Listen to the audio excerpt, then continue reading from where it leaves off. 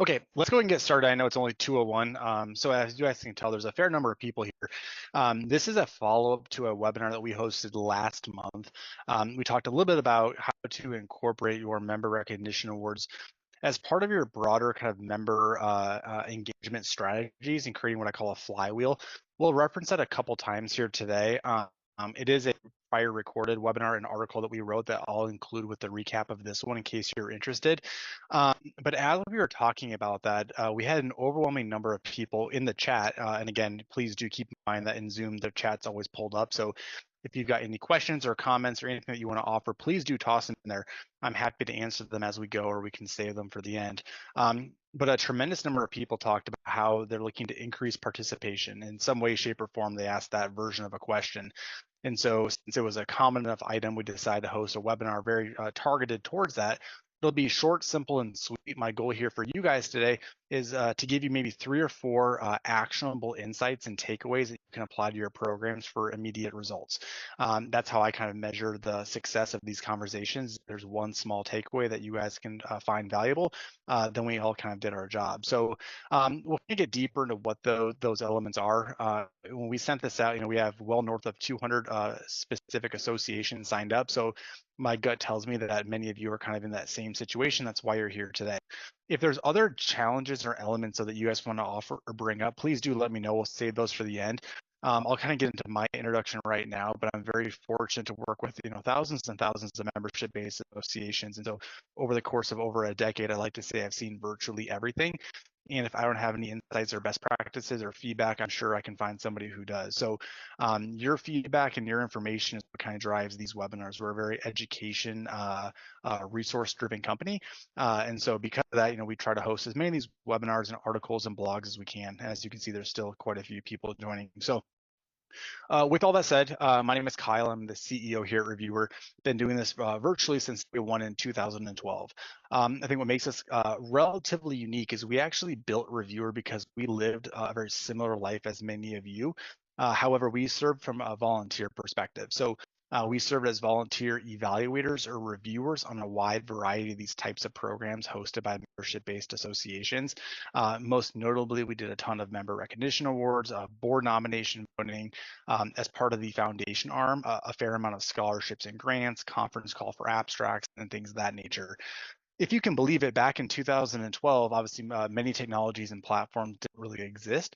And so most of the awards were done through physical paper. So as a volunteer committee member, we literally would have hundreds and hundreds of binders mailed to our doorstep. And we were told to go read through them, offer our feedback, offer our notes, and then basically mail back who we thought the recipients might be, or we meet with other committee members on the weekends. As a volunteer, it wasn't too bad. All the content and deliverables were centralized. I really can't even fathom the time and energy from an operation perspective that goes into compiling those binders. The challenge that we set out to solve, though, came a few years later.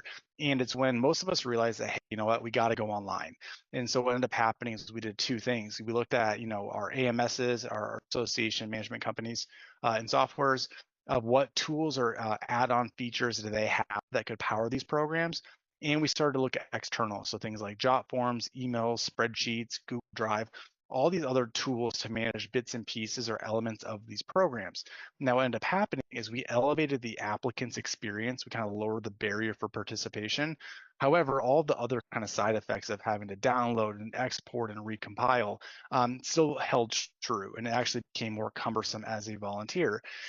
And in that journey, we found ourselves spending way more time than we had as a volunteer. We saw misplaced information. We saw potentially unfair review and selections due to biases. And that's what led us to build a reviewer as a dedicated software for membership-based associations and nonprofits to run the entire life cycle of these types of programs. So today we're going to very heavily talk about member recognition awards, keeping in mind that we also do a ton of scholarships, grants, board nominations, abstracts, speaker collections, things like that. And again, what ended up happening is we hosted this webinar around how to intertwine these types of campaigns with your broader member engagement strategies and activities. And over, people kept saying, well, how do we increase participation? And we have a few best practices here that kind of align with our platform that on average will increase participation rates by about 35%. With that said, if you incorporate multiple tactics that we're going to talk about, I do believe that number might jump up here just a little bit more. And so again, I'll keep this very short, simple, and sweet. I do want to kind of show you reviewer to an extent, primarily just to kind of help visualize what these processes could look like, not necessarily to kind of, for you. Although if any of you guys want to dive deeper into our actual software and how it might work for you, would love to have that conversation. So maybe to take a step back, I think the goal here maybe look at like why participation is down. And we try to segment this, and this is purely by interviewing some of our association clients. There's kind of three things that come into play. Number one, the most obvious and the easiest to solve is nomination barriers. And it's a wide variety, a wide combination of the different types of tools, marketing tactics that we have, awareness campaigns, as well as high barrier processes. So, and I don't want to offend anybody on this call, but as an applicant or as a modern member, the odds of them going to your website and actually printing off or filling out a fillable PDF, having to export it and then physically email it back to you is 100% going to lower your participation rates. We live in a time now where people are used to using online tools and software is dedicated for the task at hand. And so anytime you have any type of barrier for access or success, there's going to be some type of attrition that comes down to it. So we'll address some of those here in the, down the road. The other one is formatting, right? So anytime we overwhelm people, the odds of them following through become quite slim. They may go to your nomination forms, they may start the application, and then they start to see all the different deliverables or things that are being requested from them that they may not have on hand, and they never actually come back and follow through. And that's not necessarily a barrier in regards to how you structure your forms. It's more so a barrier of how we follow up with people, allow them to save, log out, come back later, things like that. The other challenge that we often run into is timelines. So I'm a big proponent of collecting applications all the time. We'll kind of get into that as a best practice, but you only have one shot to convert somebody. And so if you're opening up a call for nominations or people want to nominate their peers for an award, it's top of mind. They want to do it right there and then. If an open call for nominations isn't happening quite yet, the odds of them coming back, remembering, or even putting forth the effort or energy to do so becomes quite slim. The other kind of note there too is coverage. Most of you have such a wide variety and demographic of membership. And if we, let me pause there. It also leads into both perception and stagnation. So like from an applicant's perspective, like benefits do they get by participating? And for many of us, we say, well, we've always just done the awards. It's just been a thing that we've done. And we've never really invested into like the why behind the program, the mission, the vision. We never kind of deep dive into like how we can restructure things to provide more engaging experiences for our membership. And that goes back to your member coverage. So we have such a wide variety and demographic of member types. I think for a lot of us, when we structure our award categories or the award types, there was a certain demographic in mind at that time that we were targeting for. And then over time, we have new and new members coming in that either A, may not be eligible for it, or they're put against the eight balls. So if you have like a Hall of Fame award or some type of like recognition for achievements, what are the odds of like a first or second year member being able to actually achieve recognition in that category when they're going up against somebody who's been doing it for a decade plus, right? And so the idea here, we'll get more into the best practices, is to create a structure or categories that have wide coverage where no matter who you are, the type of member, where you're from, how long you've been a member, there's an opportunity available for you. The best example I can give here that I want to touch on today is like the younger demographic. One of the biggest challenges that membership-based associations face is long-term sustainability. And this isn't meant to be an age discussion. It's meant more so that you rely on membership dues. And how do you start to target, attract, and retain a younger demographic of member who is not only going to be a member for the next 20 to 30 years, but also be active participants in many of your other programs, pay membership dues, non-due revenue, things like that. So kind of a little plot twist there, offering like a 35 under 35 type of award category right away opens the door to an entirely new demographic of member. And it's also one that is very heavily reliant on being honored and recognized.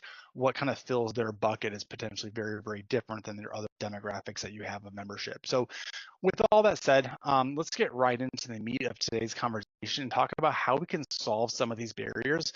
And again, my commitment to you is by implementing one or two of these strategies, I can with extreme confidence say that you will increase participation by over 30%, as well as boost the engagement that you have amongst your membership. So actions and call to action for some of these elements.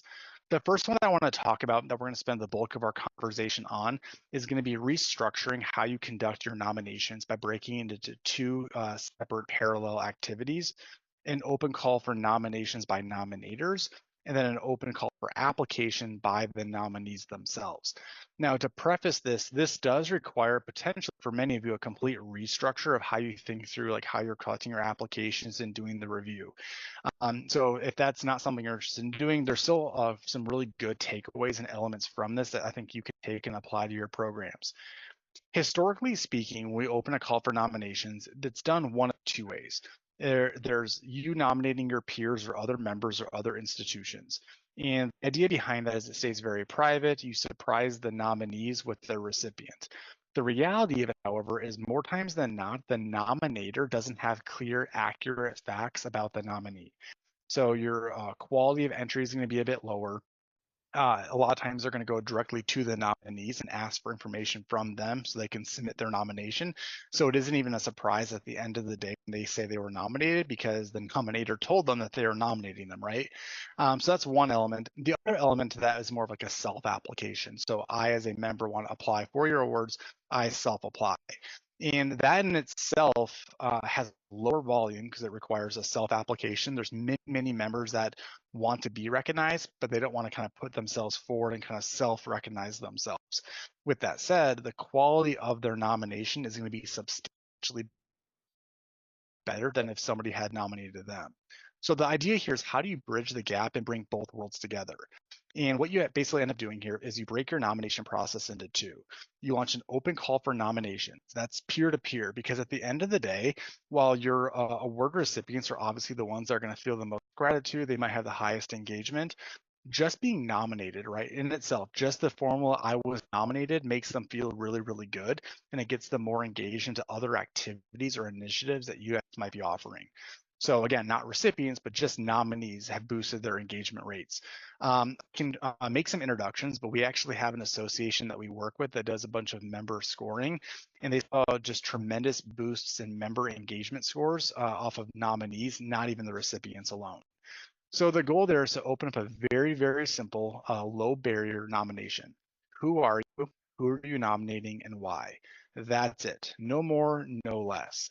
Now, what many of you are probably asking is, okay, that's great, but how do we actually make selections with that minimal information? And you're right, you really can't. So here's where the magic comes into play. Think of it as like the Oscars or the Emmys for those of you attending in the States here. Once you get nominated, you get notified, and it would say something like, congratulations, Kyle, you've been nominated for this year's 30 under 30, or for this year's lifetime achievement award, or whatever award categories that you have. From there, you actually join the nomination. Now, you guys can decide if you want the nominee to see what was said about them. I would say the vast majority of the organizations we work with don't allow that. It stays very private. But you join the nomination and then you fill out the bulk of your work. So if you're asking for things like resumes or personal achievements or whatever those very personal elements might be, it's coming directly from the source. So the accuracy is going to be a lot better. It's going to be a lot higher quality. And you're going to have higher participation rates because the person who wants to achieve recognition is going to put forth the time and energy to see it through. I'm going to walk you through an example of what this would actually look like. But again, just to kind of quickly recap, and this is without a doubt the number one way to increase participation is to lower the barrier for everybody involved, have two parallel processes, open call for nominations, and then those that get nominated can actually then submit their own information about themselves. Now you can also get fancy and do a couple additional items. If you take into consideration what the nominator says about the nominee, at least with the tool like Reviewer, you can merge this all together. So maybe 6 or 7 different people nominated me. When I open up my application form, I can actually see what those 6 or 7 other people said about me. And to clarify that, I don't mean me as the nominee, I mean you guys as staff in your review team. You can also still allow self-applications. So maybe when you go to begin this nomination journey, as we'll call it, you say, hey, are you going to nominate yourself or are you nominating a peer? If you nominate your peers, it's just 3 or 4 questions. If you are nominating yourself, you actually fill out the same form as if you were nominated by your peers. So it creates tremendous consistency with the data. I am going to toss a really quick note here in the chat before I go too much further, and it's in regards to references. And I worded that pretty poorly just so I could quickly type it. But I want to know from an emoji, if you guys want to react to that comment, are any of you collecting external references on behalf of the applicant? So like a letter of recommendation or a letter of support or things like that. Okay, so people are already saying yes, so I am 100% going to, wow, that's a lot of comments, great. So one thing I want to say is I want to, we'll talk about this. We want to avoid doing reference letters. And the reason why I say that, and this is just off of my own personal biases, but we also work with about 80 or so university systems here at Reviewer. And obviously, as you can imagine, within academia, references are a very common thing, both with fellowships and scholarships. And what's happening is that references, a lot of times when they write them, believe it or not, they reuse prior written references and just swap out names. What they're also doing is it's a better reflection of their writing ability, not necessarily who it's for. So I love my wife to death. But if I was to write her a letter of recommendation, you know what I'm going to do? I'm going to wait to the very last minute. It's going to be poorly written, and it's not going to be a fair representation of her as the nominee. So you can change this by basically having your references submit what I call a template. So either have your references evaluate the applicant on a series of qualities that you're looking for from them, or what you can do is have them answer like 2 or 3 short answer questions. And when you do that, you're basically creating a controlled environment. So it lowers the barrier for the reference. They're not going to sit down from scratch and come up with an entire letter. They're just going to answer the questions in front of them. But then when you go to review your nominees, it creates consistency. You're comparing apples to apples because every reference talked about the same things. So somebody left a question that said they began doing that, but the blind review and redaction of the letters became an absolute nightmare. And somebody reacted saying 100%. You are right. And the reason why that happens is in a traditional model, these references get submitted to you directly, generally speaking. And you have no control over the format that they sent it to you. A lot of times it comes in via email, and then you have to figure out, first off, like, who is this even for? Second off, you have to pair it up with who it belongs to, but then it's in like a text document or even like a physical mailed in piece. So I'm going to walk you through this, but if you can control the environment, we now know who submitted the reference and who it's for. And so then you can start to leverage automation technology to automatically redact data from it. Now, at a high level, this also corresponds to your submission processes. At least in Reviewer, you can redact all information. In fact, we highly recommend that if an applicant submits something about themselves that when a reviewer sees it could potentially offer bias, then it should be hidden from their point of view. So we do take that into consideration. So I threw a ton at you there. Again, this is my number one recommendation. That's why I wanted to start with this to increase volume. What does this look like? So I'm going to pull one of my favorite examples. This is the National Association of Realtors. The reason why I grabbed this example is number one, they follow this process pretty well. Number two is this award category, which we're going to get to later on, is a 30 under 30. Like I mentioned beforehand, for many of us, this is like an emerging demographic of membership that we want to attract, retain, as for our long-term sustainability. So in order for this organization to target them, they actually opened up an entire award category dedicated to that type of member. So at least in this use case, reviewer integrates with the website, the nominator comes in, and then they start to fill out their form. Remember when I said this should be short, simple, and sweet? I really mean that. So in this example, for those of you who have any understanding here of like the real estate industry or this type of program, what's going to happen is you have the most elite real estate agents across the country who are selling millions and millions of dollars of property. They need to submit their resumes. They have to submit financial documents. They have to talk about, how many homes that they sold. Again, in this example, the applicants themselves have no idea, or sorry, the nominators have no idea those metrics. So they're going to go to the nominee to begin with to start to get some of that insight. So again, in this example, we have an open call for nominations, and it's who are you? It is who are you nominating and why? And many of you are leaving comments already that, it'd be a dream to get 30 under 30. You know what? I hear what you're saying, right? But I think by offering some of these best practices, we absolutely can get there. Because this in itself is going to incredibly increase your volume rates. Because again, there's a very small people that want to throw their name in the hat, right? Like they want to be recognized, but they don't want to be recognized because they brought it upon themselves. And so in this model, you have your entire membership base is given the opportunity to nominate, but what they're doing is they're being able to nominate either themselves or they can nominate other people within the space. And by all means, like your teams and your leadership, like you can nominate your own members as well, right? Like we want to increase the participation because the more times that you're nominated, that in itself is going to boost their member engagement scores. So in this example, we basically have a very simple online nomination process. Now where the magic happens is the nominee then gets notified. And you can do this real time using automations where it'd say, hey, Kyle, you've been nominated for this year's 30 under 30. Or maybe you want to wait until the nominations come in. This is kind of a little bit of a spoiler, but we'll kind of get deeper into this later on. You wait till the nominations come in, and then when you're ready, you can kind of vet through them and then decide who's allowed to proceed on. But once you trigger this, the nominee themselves will join the profile. So, congratulations, you've been nominated for this year's Impactful 30 Under 30 Awards. Click here to begin your journey. And then they start to submit the bulk of their information. So in this example, we're doing a quick little eligibility check, right? So we want to make sure that you really are under the age of 30, things like that. If you're not, it'll warn you and it won't let you proceed on. But then we get into the bulk of the application. So we have who they are, we have their membership ID numbers. Here at Reviewer, we can do single sign-on with most of your AMSs. And then all those content and all that deliverables I talked about earlier that the nominator wouldn't know about the nominee is now being put on the effort of the nominee. So your sales volumes, short answers, descriptions, certifications, resume uploads. This is going to be a very custom and unique element to all of you. So whatever content and deliverables that you want from your nominees is what gets put here. This one's actually asking the nominee to answer a series of questions. What I think is kind of cool about this one, not only relevant to the award category, but also like helping build a persona about them.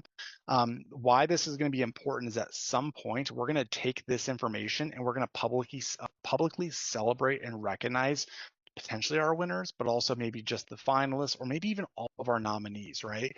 So we're trying to get a snapshot about like what makes them tick. Like, why did you become a member? What value are you getting as a member to our association? Now we're going to talk more like your award specific stuff, right? So how are you generating revenue? All of the questions that are relevant. The goal here, though, is we want to build a comprehensive persona about the nominee that our team will then use to go through judging, review, and selections to, obviously select the highest quality candidate. We have some images, we've got some photos, and then here's that recommendation concept. So I can pull a different example. I really didn't plan on talking too much about this, but obviously many of you are doing this. So what's cool about the built-in reference feature in Reviewer, and this is a model that I would suggest all of you do with or without Reviewer, is you basically ask the applicant to put in who the reference is. So we're going to continue to kind of beat the dead horse here, lowering the barrier, because that's the number one way to increase participation, is basically make it impossible for the nominee or the nominator to not finish this. So for a lot of people, if you ask for the recommendation letter and they don't have it on hand, or there's no way for them to ask who the reference is, this is where they stop, right? They will not come back and finish it. So in this model, we actually put in who the reference is. I, as the nominee, have no barrier. I can still continue with my application form on my own time at my own pace. I'm not waiting for somebody else to get their job done. I can just proceed on. I can save, I can log out, I can come back later. This is going to be a critical component for, I think, the next slide that we get into about sending out reminder messages. But what's cool here is it'll actually notify the reference, and it would say, hey, Frederick, you've been asked to write a reference on behalf of Kyle, click here to do so. And then what happens is they click on a simple link and it brings them directly into what I call a reference portal. And so here's where, from a data redaction perspective, I know exactly who the reference is. I know exactly who they're submitting on behalf of too, so I can redact it. Now, where redacting of data does become challenging is if it's in like a PDF or a letter format. But again, if you remember what I said, I don't love letters to begin with. And so the new model here is to potentially ask the reference to rank the applicant on a series of qualities that you're looking for from your membership.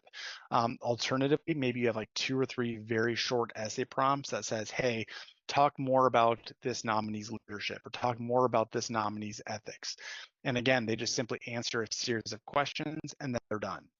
Some of you might be asking, how do you operationally manage this? I can at a high level show this to you here when we're done.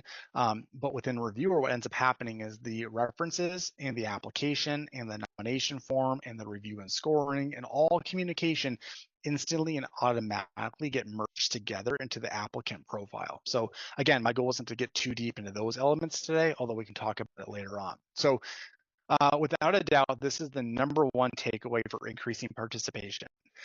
It also opens the door to the slide number 2, which is both 24/7 nomination collection, and then slide number 3, which is your automated reminder messages. So 24/7, 365 nominations. What is that? Well, it's exactly what it sounds like. ABCs, right? Always be collecting. So for many of us, we treat our award programs as very cyclical. It happens a few months out of the year. We have the same time every year, applications open, applications close, reviewing starts. And the reality of that is that it becomes very kind of like not transparent. So as a nominee or as an applicant, I submit my nomination and then I just kind of sit back and I wait and I don't know what else happens. And then eventually we're going to have this gala or this annual conference and we're going to announce recipients. But all the things that happen in between, nobody has any insights or visibility into. We talk a lot about that in our last webinar about kind of creating this like engagement flywheel where you actually intertwine your award program into other elements, which we're going to talk about here at the end a little bit more. But the simple solution to this is have an option to submit nominations all year, 24/7. This only works when you have your award program broke into those two elements I talked about, an open call for nominations and then the self applications. So if you're nominating your peers, what's going to end up happening, right, is that at the time you want to submit a nomination, you hear about something great that they did, you see them doing something that's, aligns with the mission and vision, you want to be able to go and submit a nomination. If your nominations haven't yet opened yet, you just lost your chance to convert them, and you probably don't get a second chance. And so the thought here is that on your website, you have your nomination forms open all year nonstop. You also intertwine that with your other activities. So at your regional conferences or at your mid-year check-ins, in your newsletters, in your education, in your certifications, you basically always have some type of ongoing passive marketing that's like, by the way, here's our nomination form. By the way, here's our nomination form. And that list will start to grow and grow and grow. And what's going to end up happening is when you go to do your review process each and every year, all you're doing is picking from that pool of people that had been previously nominated. So instead of relying on a 1-month window, you're now relying on a 12-month window or whatever that would look like. We'll kind of come back to this question. Someone's asking for those without award software or an AMS, like we're using web forms, smart sheets, etc. By all means, if anyone wants to answer, but you can do so. I can kind of talk obviously a little bit about like the downside to that, why we exist, but I'll let people answer those questions. So I'm not going to get too much deeper into collecting nominations 24/7. What I am going to get to next is the automation of reminders. So one thing that's really cool about the model that I initially presented is I now have multiple reminder opportunities. So it's human nature to procrastinate. Anytime you've got dates and deadlines, people are going to wait until that date and deadline to actually complete their work. And because of that, the quality of the work starts to go down. They may forget to come back, or they come back at the very last minute and then they run out of time. So what's going to end up happening here is we can create multiple automations, or you can do this manually.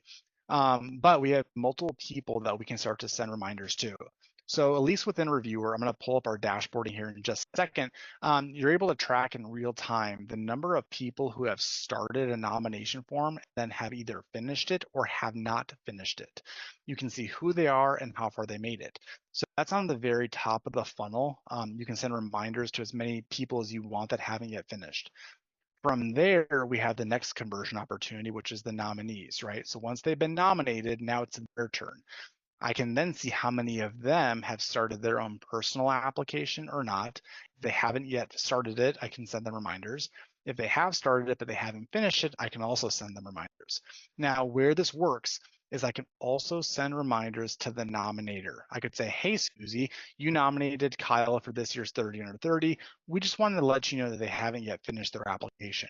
So now what's going to happen is Susie is going to go to the nominee saying, hey, you're nominated for this year's program. I've told that you haven't yet finished it yet. Don't forget, right? That in itself, being nudged by their peers, not from you, will increase participation in itself. And to make this work, you automate the living heck out of it. So you could set it up in a way that's like every 5 days, send reminders to those that haven't yet finished. And then I put on there as a bonus tip, when I was writing this, like not just applicants procrastinate, your review team does as well. So when you open up the review and selection process, we also want to probably consider tracking their progress and sending them reminders as well. So at a high level, there's a couple things that we can start to to look at. Yeah, so data on benchmarking on completion percentage.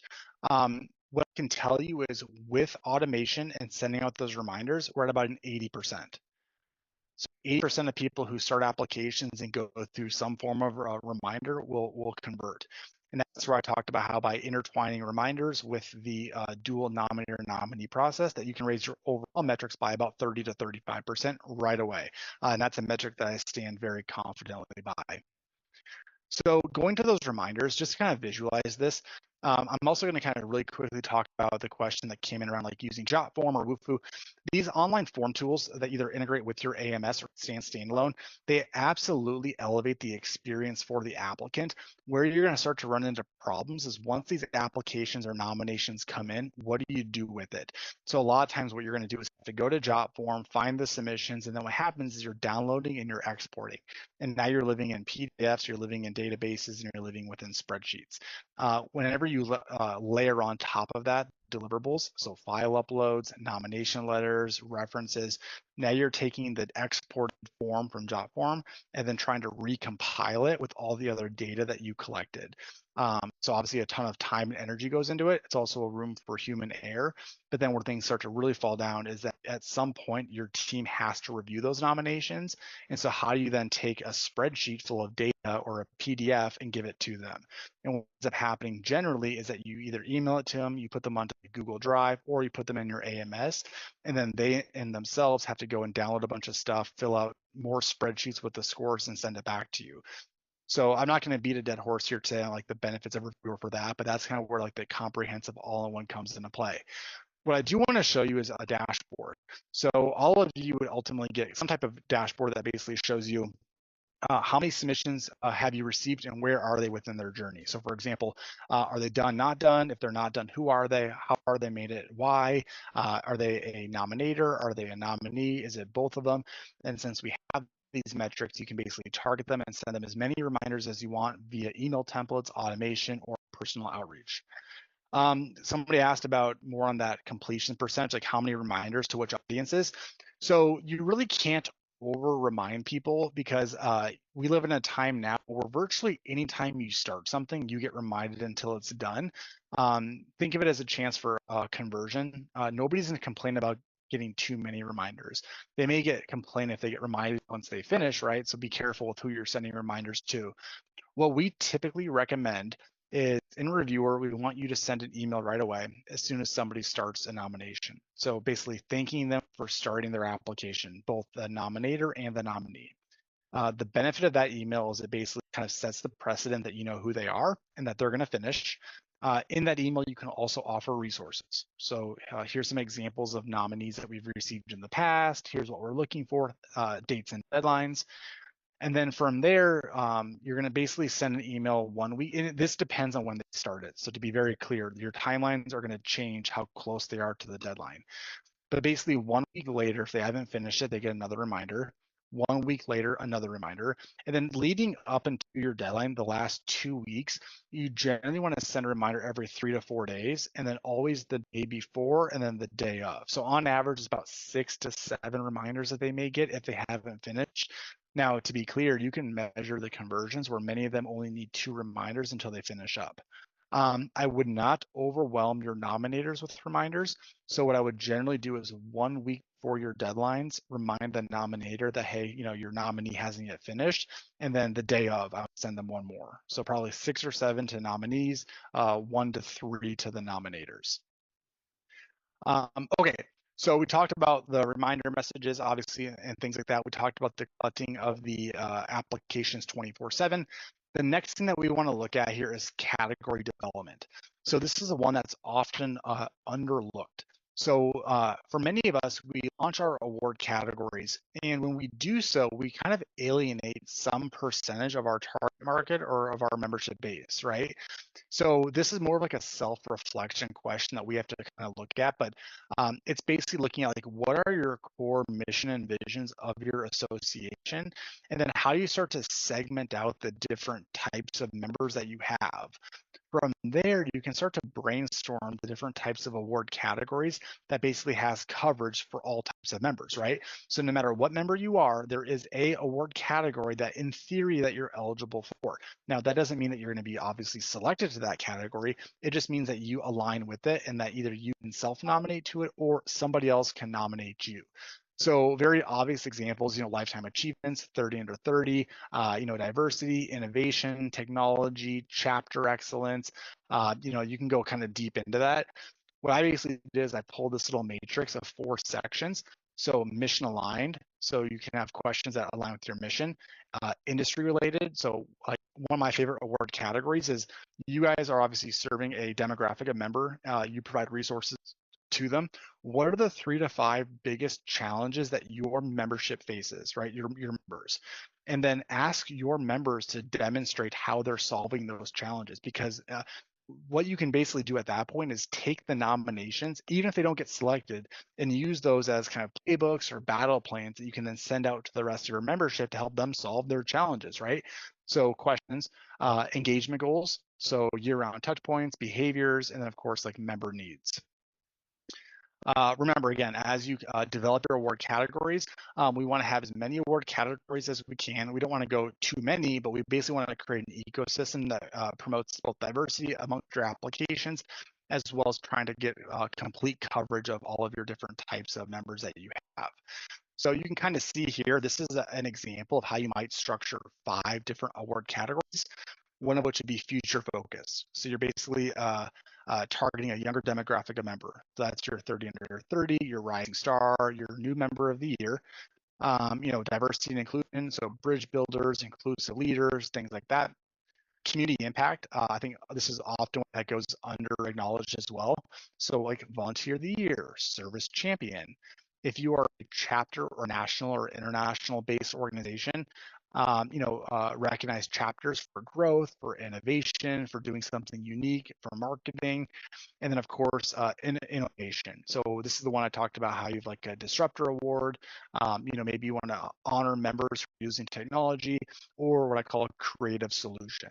So that's basically going to be those that are helping solve challenges that the other members are also facing. So think strategically about how each one of these categories can drive specific engagement goals. One kind of quick note to look at here in Reviewer, we have a pretty cool feature for managing categories. So what ends up happening here is you create these review workflows, and you basically will create one bucket per award or per award category. And what happens is when people are submitting nominations, they're automatically filtered into whatever bucket corresponds with their category.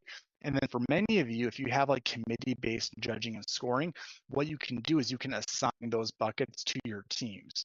So say, for example, where it says region 1, maybe this said 30 under 30.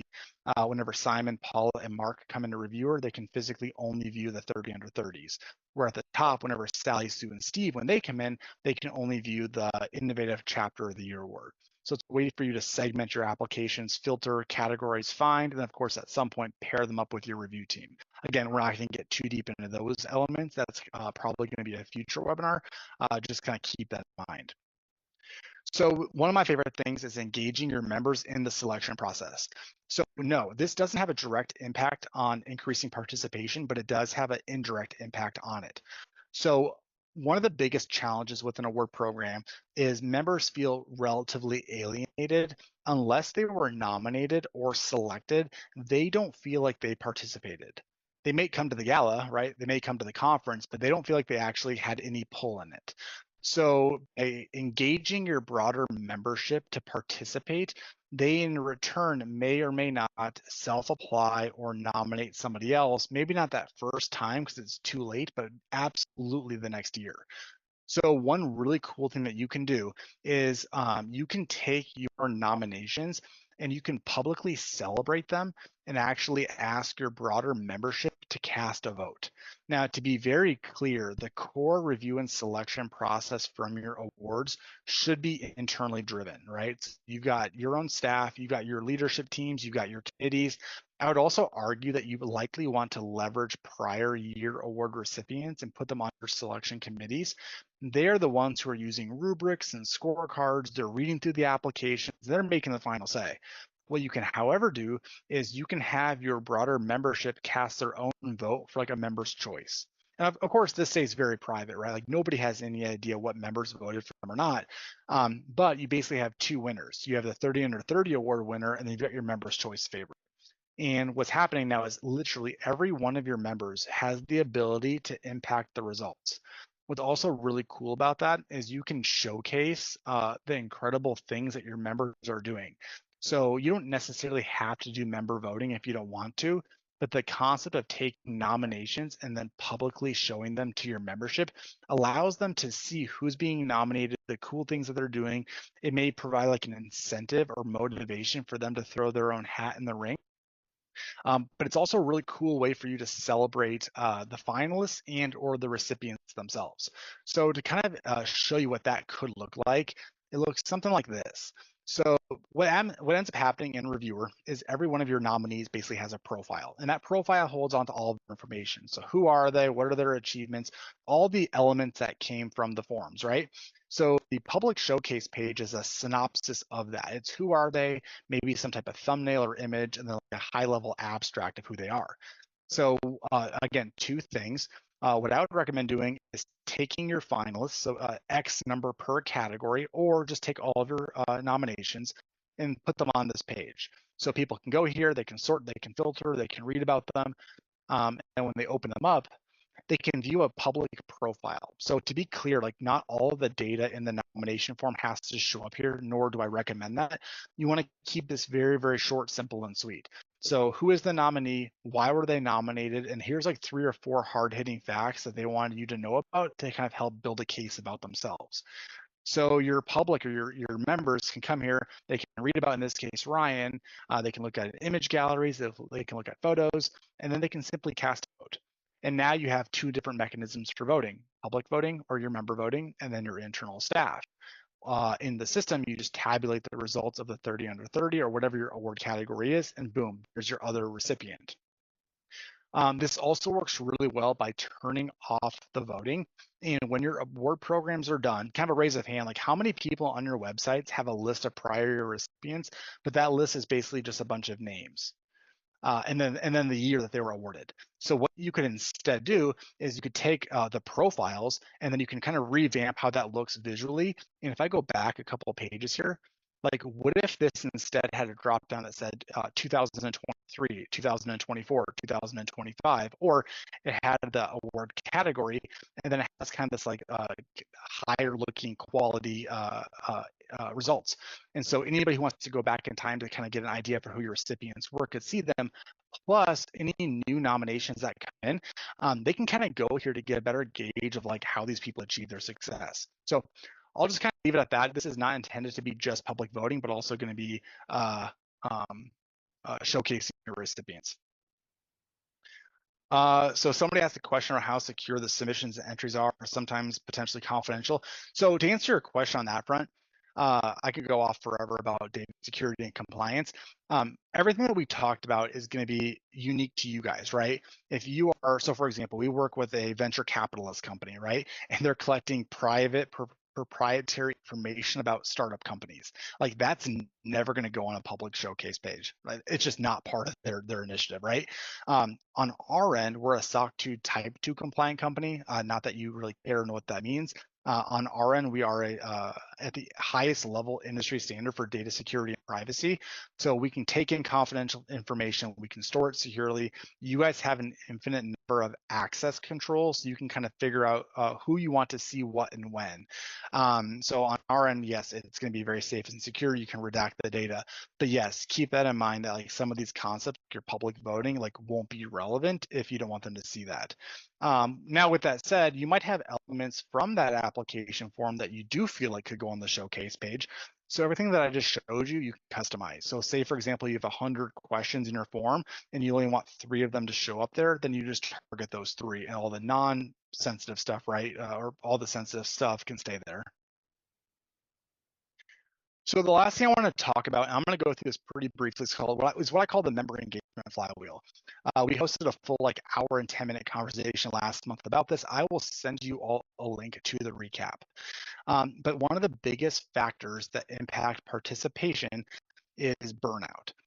And what I mean by that is the awards open for a couple months out of the year. There's not a huge push to marketing against it. It's hard barriers, all the things that we just talked about. The biggest downside though is what's in it for me. So me as the nominee, what is in it for me and why should I participate? Also, how do you start to interject this with your other programs? So I call this the Hunger Games effect. And this works for a reason. I know it's kind of a sad movie, and I understand that. But what ends up happening here is that you take your finalists, and I don't mean your award recipients. I mean your finalists, and you celebrate them all year, 24/7, every single month. Somebody from your awards is being celebrated. Anytime your membership sees their peers being publicly talked about and publicly recognized, is going to light a fire in them to participate themselves. They are ambassadors, not just to the award program, but they are ambassadors to your association. So we want to publicly celebrate the living heck out of them. And for many of you, you're celebrating your membership because they're doing things that are obviously impactful that would also influence your current membership. So here's a couple different examples. Mentorship programs. So you have new members who are coming in. Let's go back to that realtor 30 under 30, right? So Ryan Serhant was my example. He's on $1 Million Listing. He's a Bravo TV star at this point. If I am a 21-year-old real estate agent and I just got nominated for this year's 30 under 30 and I was named a finalist, how cool would it be if I was able to have some time one-on-one with Ryan Serhant, right? Obviously, they're mentoring because they've achieved great success in their career paths. Content creation. So how do you take stories from nominees and winners and create blogs or podcasts or articles and push that out to your membership? Either speaking opportunities at your annual events or conferences or at local committees.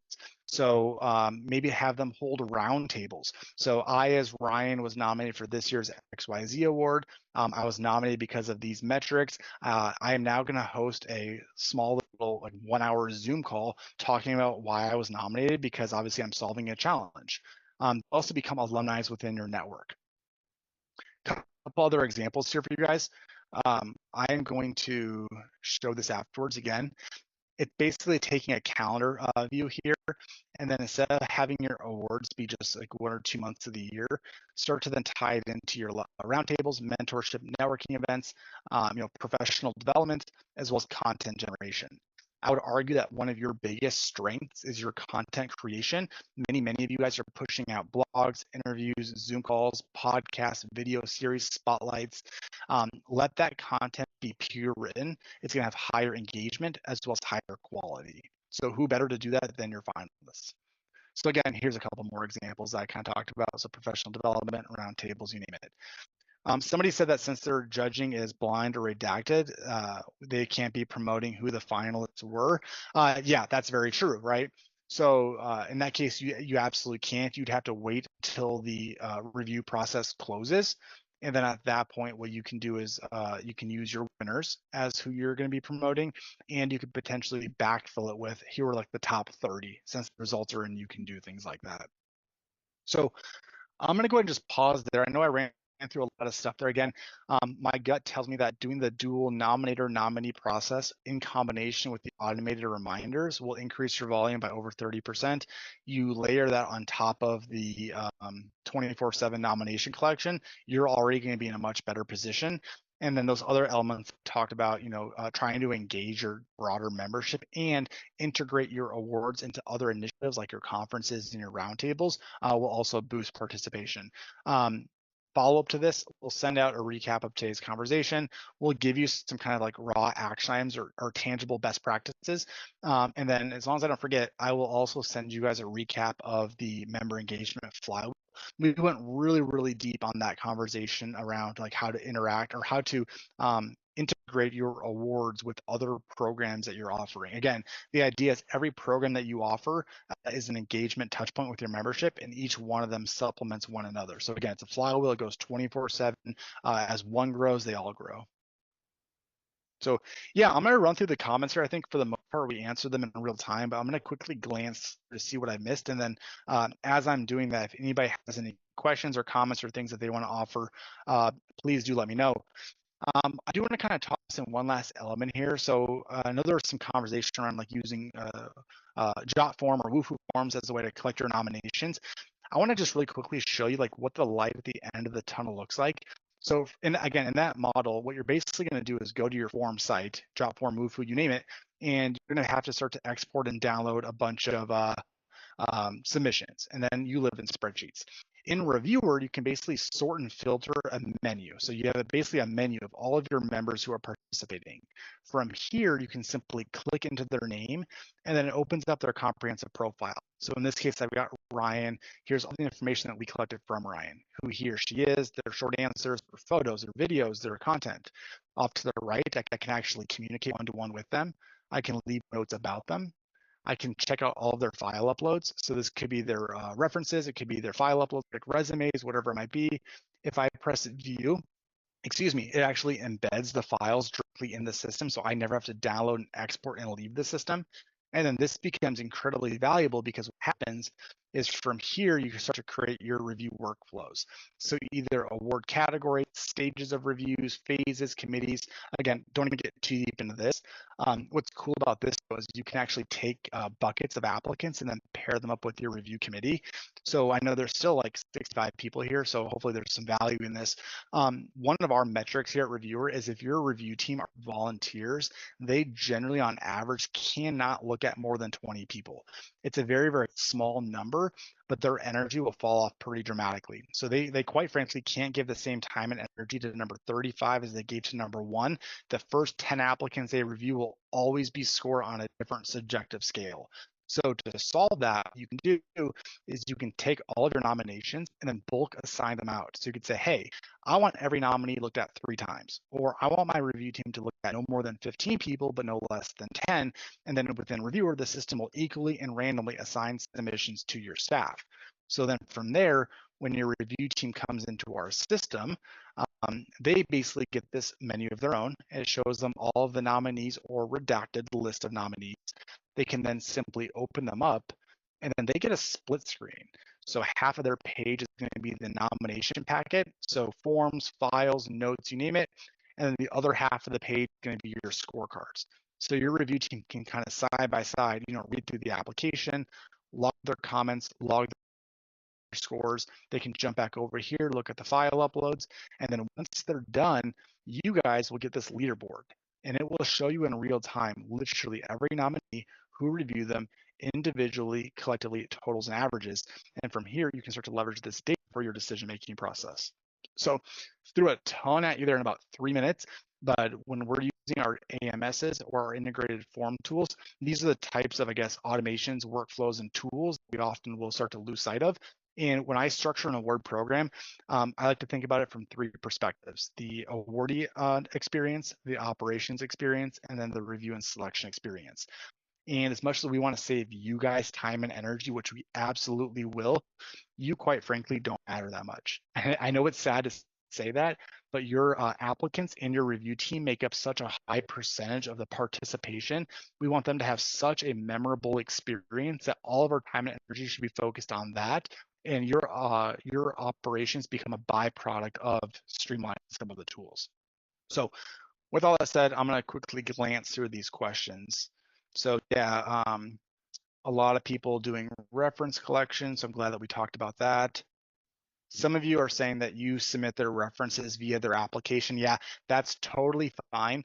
The downside to that is a lot of times references have a relatively private process around it. If you're being asked to write somebody a reference, you're probably going to say nice things. However, more times than not, they want to submit it directly to you. I think why you have it submitted via your application is probably because of a barrier. Otherwise, you're going to have to scramble to figure out like who submitted what, who does it belong to. So by streamlining some of those workflows, it does present some opportunity for you. Talked about the redaction of data, both from the reference and the application forms. Talked about using other tools like Jotform, benchmarking of data. Yeah, I'll send out some of those statistics, absolutely, as well as what your follow-up sequences should look like.